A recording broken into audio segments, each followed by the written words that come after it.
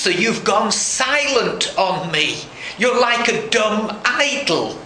I stand up, but you merely look at me. God, aren't you going to say something?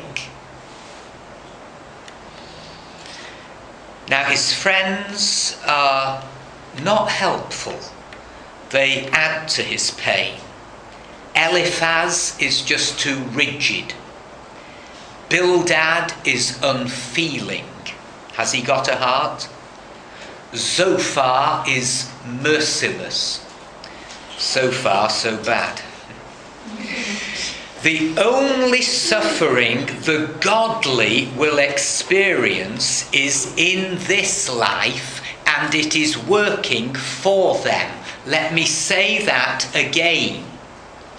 The only suffering that the godly will experience is in this life, not the next. And it is working for them. God's speech, when eventually he talks to Job, are words full of irony. But we've quite a lot before we get there. Look at the end of the book at 42, chapter 42, and verse 16. 42 verse 16, it says, after this. He couldn't see it while he was going through it. All he wanted then was the end to come and fast. He just wanted to exit this life. Sooner the better. But look at the verse 16 in 42. It says, after this, after all that he's been through. It's like the black preacher in America who used to say, it came to pass. All the trouble, any word from God, it came to pass. After this, Job lived 140 years. Now, until this, he'd been living in clover. It was as if he was living a charmed life. And after this incident, this invasion into every part of his life, he lived 140 years. These were the days when men lived a long, long time. Look at Ecclesiastes chapter 7 and verse 8. Ecclesiastes chapter 7 verse 8. The end of a matter is better than its beginning. I guess Job could say amen to that. The end of a matter is better than its beginning, and patience is better than pride. Here was a man who couldn't see it, but he was a proud man and really an impatient man. But the scriptures refer to the patience of Job, but it all happened after this, after he had come through the process. God's working something out. The end of a matter is better than its beginning, and patience is better than pride. Chapter 13 and verse 25 in Job. 13 verse 25. He's asking the question we read a moment ago. Will you torment a wind-blown leaf? Will you chase after dry chaff? Give me a break, God. You're just chasing me around. What are you up to? Let me in on the secret. It feels like a bad joke and I don't get it. Now, God knows the limits of our days. Look at chapter 14 and verse 5. Man's days are determined. You have decreed the number of his months, and have set limits he cannot succeed. He cannot exceed.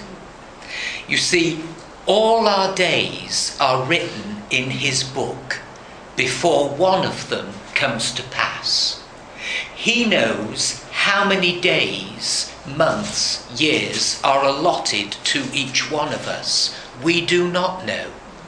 From our perspective, we say of someone, he died prematurely. But all his days were written in God's book. And God knew that that one would live for that amount of time, and another would live for a much longer amount of time. We don't know what a day may bring forth. But Job 14 and verse 5 says, man's days are determined. You have decreed the number of his months and have set limits he cannot exceed. So we can't second guess God's purposes. We want to be so helpful as Christians that when things go wrong and trouble comes into people's lives, we want to move alongside and comfort and give an explanation. And very often it's nothing other than religious guesswork.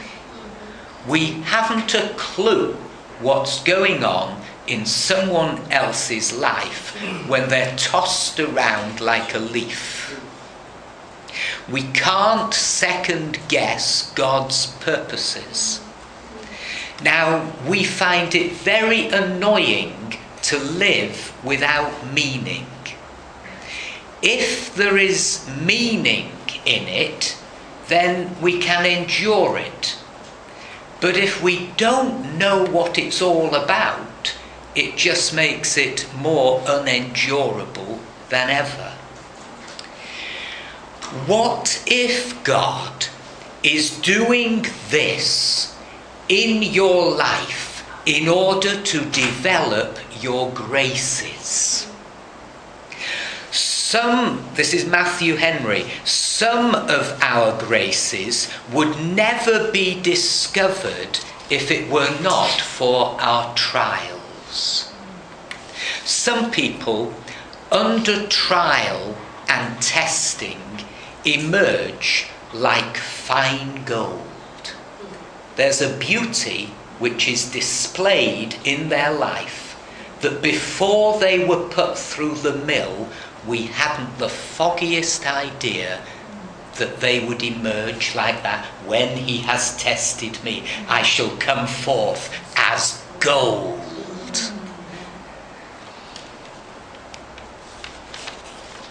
Now, one of the purposes of trouble in our lives is to lead us into that brokenness of spirit before God. Trouble, like the sun, melts the wax, but it hardens the clay. And Job here, he's had a skinful. His whole world has turned upside down. But he's still stubborn at this time. He's still hard as nails in his own defense. He's driven to it by the accusations of his so-called friends. He's filled with pride. Look at chapter 27 and verse 5. Job 27, verse 5. I will never admit you are in the right till I die. I will not deny my integrity.